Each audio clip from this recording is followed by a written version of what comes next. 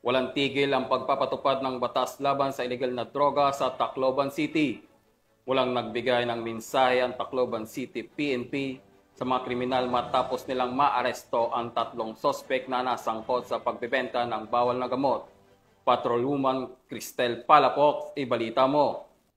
Ng operatiba ang 3 drug suspect sa kinasang bypass operation matapos mahuli sa barangay 1 and 4 Tacloban City. Bandang alas 2:07 ng madaling araw ng ikasang operasyon ng mga tauhan ng Tacloban City Police Station 2, Station Drug Enforcement Unit sa koordinasyon sa Philippine Drug Enforcement Agency 8. Nakumpiska sa mga suspek ang 7 pakete ng hininalang shabu na may tinatayang timbang na 14.9 na gramo na nagkakalaga ng 101,320 pesos at mga drug paraphernalia. Maharap ang mga suspek sa kasong paglabag sa Section 11, 12, 15 at 26 Article 2 ng RA 9165, a Comprehensive Dangerous Drugs Act of 2002. Ang matagumpay na operasyon ay bunga ng pagpapaigting ng Tacloban City PNP, katuwang ang iba pang ahensya ng gobyerno sa kampanya laban sa illegal na droga upang matiyak ang kaayusan at kapayapaan sa nasasakupan.